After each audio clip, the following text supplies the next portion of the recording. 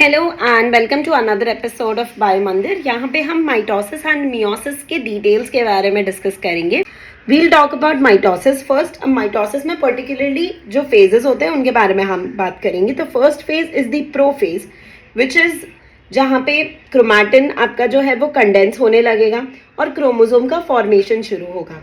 Nuclear envelope, endoplasmic reticulum और Golgi ये सब डिसअपियर हो जाएंगे। सेंट्रोसोम का डिवीजन देखा जाएगा, स्पिंडल फॉर्मेशन शुरू हो जाएगा।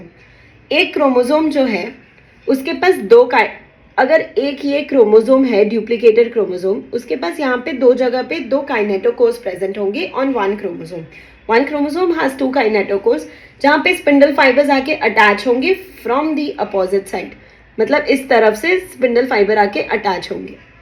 सो that's about the prophase. Next metaphase. Metaphase में क्या होगा कि एक हाइपोथेटिकल मीडियल मेटाफेजिक प्लेट होगी, मतलब सेल के सेंटर में एक ऐसे हाइपोथेटिकल हम प्लेट बना लेंगे और इस प्लेट के ऊपर क्रोमोसोम्स हमारे अरेंज हो जाएंगे। सेल्स जो फॉर्म होंगे वो अपने क्रोमैटिन मटेरियल में इक्वल या अनइक्वल होंगे। वो इसी स्टेज पे डिपेंड करेगा कि स्पिंडल अपैरेटस का जो पोजिशनिंग है वो सही है या गलत। मेटाफेज के एंड तक APCC anaphase promoting complex will activate और ये आपका एनाफेज आगे पहुंचवाएगा, मेटाफेज से एनाफेज का ट्रांजिशन करवाएगा। The third stage is the anaphase, जहाँ पे बेसिकली क्या होता है कि आपके जहाँ जो मेटाफेजिक प्लेट के ऊपर जो क्रोमोसोम्स अलाइंड थे वो एक एक क्रोमैटिड उनका सेपरेट आउट किया जाएगा। सो ये कैसे होता है? APC एनाफेज प्रमोटिंग कॉम्प्लेक्स के पास जब CDC20, पहले CDC20 जो है ये अपनी फॉस्फोरिलेटेड फॉर्म में होता है विच इज़ इनएक्टिव। फॉस्फेटेज आता है और इसको CDC20 में कन्वर्ट कर देता है और APC और CDC20 एक कॉम्प्लेक्स बनाते हैं जो एक्टिव हो जाता है। अब इसके बाद पॉलीयूबिक्यूटिन ऐड होगा सिक्योरिन के ऊपर और सिक्योरिन डिग्रेड हो जाएगा। सो बेसिकली सिक्योरिन क्या होता है? सिक्योरिन एक प्रोटीन है जो सेपरेज एंजाइम को बांध के रखता है। अब जब सिक्योरिन डिग्रेड हो गया तो आपका सेपरेज एंजाइम जो है ये फ्री हो गया। अब ये क्या करेगा? कोहेसिन जो सिस्टर क्रोमैटिड्स के ऊपर कोहेसिन बाउंड है उसे क्लीव कर देगा एक्सेप्ट फ्रॉम द सेंट्रोमियर वाला पोर्शन। सो जो क्रोमैटिड्स हैं, अब क्योंकि उन पे कोहेसिन हट चुका है और उनके काइनेटोकोर वाले माइक्रोट्यूब्यूल्स उनको एक तरफ खींचे जा रहे हैं, they will start migrating towards the opposite poles. Late anaphase में क्या होगा? अब APC के ऊपर से CDC20 जो ऊपर अटैच हुआ था ये रिमूव हो जाएगा और CDH1 अटैच हो जाएगा। अब इससे क्या होगा कि आपका साइक्लिन B डिग्रेड होगा।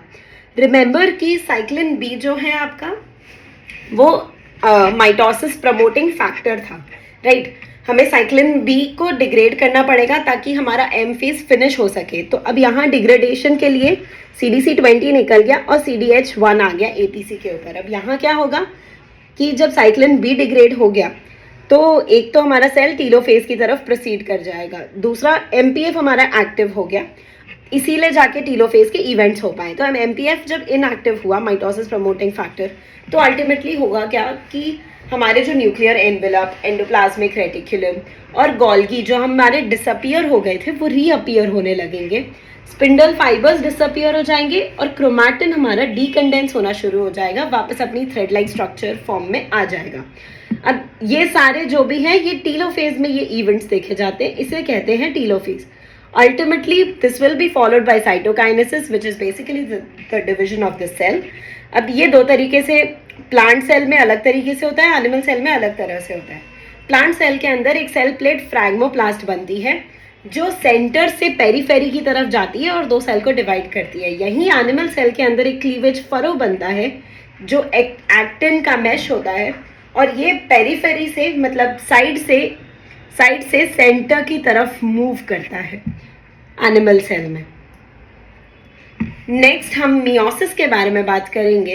तो मियोसिस है एक रिडक्शनल डिवीजन। ओके, सो मियोसिस के अंदर जो आपका प्राइमरी सेल है वो एक डिप्लॉयड होगा with the 2C chromosome, but जब दो डिवीजन यहाँ होंगे, the first one is the reductional division, यहाँ पे हेप्लॉइड बन जाएंगे वो सेल्स और फिर उसके बाद this M2 is equivalent to our mitosis, मतलब कि यही रेप्लिकेट हो जाएगा। तो NC हमें मिल जाएंगे।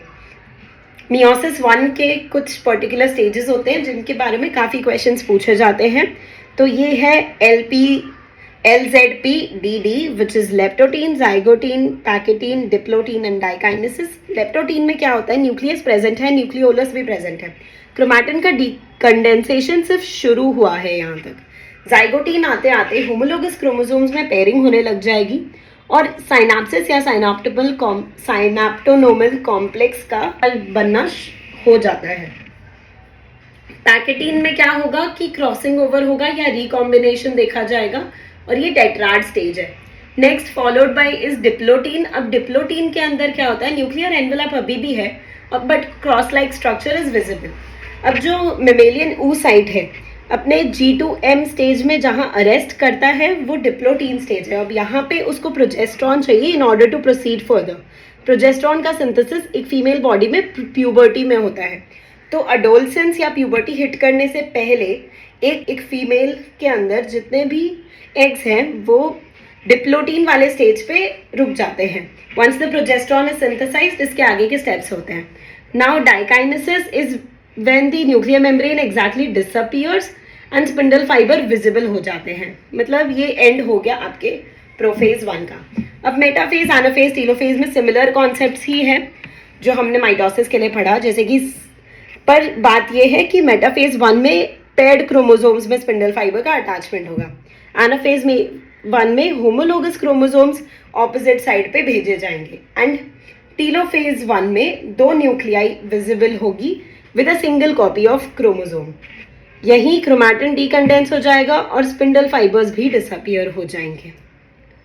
मियोसिस 2 सेकेंड टाइम जब मियोसिस किया जाएगा which is similar to the mitotic stage itself. Prophase 2 में क्या होगा, डायड क्रोमोसोम कंडेंस हो जाएंगे और न्यूक्लियर मेम्ब्रेन दिखेगा। मेटाफेज 2 जो है इसके अंदर डायड क्रोमोसोम इक्वेटोरियल प्लेट पे आएंगे और oocytes जो हैं आपके, जो oocytes बन गए हैं आफ्टर हिटिंग द प्यूबर्टी, वो हर महीने एक oocyte यहाँ ओव्यूलेट होके इस स्टेज पे अरेस्ट कर दिया जाएगा due to the cytostatic factor like P90, MAPK and MOS। और जब तक स्पर्म का इनकाउंटर नहीं होगा वो सेल यही मेटाफेज 2 पे अरेस्टेड रहेगा, वो oocyte यही अरेस्टेड रहेगा। स्पर्म अगर प्रेजेंट होता है तो एनाफेज 2 की तरफ प्रोसीड किया जाएगा और अगर स्पर्म नहीं आता है, स्पर्म से इनकाउंटर नहीं होता है तो रिग्रेशन होके मेंस्ट्रुएशन हो जाएगा। मतलब ब्लड की जो वॉल है, यूट्राइन वॉल, वो कॉन्ट्रैक्ट होके जितना भी ब्लड उसने नरिशमेंट के लिए बचाया था अपने एक्सपेक्टेड बेबी के लिए, एक्सपेक्टेड न्यूबॉर्न के लिए, वो अब लाइनिंग शेड होने लगेगी।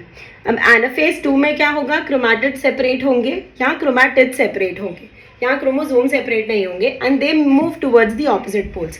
अगर आपको अभी भी कंफ्यूजन है कि what is chromosome and what is a chromatid, I have made a separate video on that. It is a 1-2 minutes long video, but you can watch it to have a clear understanding of what a chromosome and what a chromatid actually means. Followed by telophase 2, यहाँ पे chromosomes, यहाँ जो आपके chromatids है, they move to the opposite poles and nuclear envelope, Golgi और ER आपके reappear हो जाते हैं। नाउ साइटोकाइनेसिस 2 में क्या होता है कि जब आपका एक स्पर्मेटोसाइट है which will form 4 functional sperms. Spermatocyte is your 2N2C diploid cell जो आपके 4 फंक्शनल हैप्लॉइड स्पर्म्स बनाएंगे और यही जो प्राइमरी oocyte है ये आपका एक फंक्शनल एग बनाएगा और 3 पोलर बॉडीज बनाएगा जो वेस्ट में चली जाएंगी। सो या that's it for today's lecture. ये था हमारा माइटोसिस और मियोसिस के इंपॉर्टेंट पॉइंट्स जिन पे काफ़ी बार एग्जाम में क्वेश्चंस पूछ लिए जाते हैं। I have not included the diagrams because वो आपको सब जगह ऑलमोस्ट मिल जाएंगे and I am hoping you have a slight understanding of mitosis and meiosis by the end of this lecture. ये lecture एक series cell cycle की मैं जो चला रही हूँ उसी का part है and you can definitely watch the entire cell cycle का series to understand cell cycle के basics and उसके deeper concepts in a better way. So that's it for today. I'll meet you in the next lecture and till then study well. Bye bye. Thank you for watching, and if you really like the content of the video, do consider subscribing to Biomantir.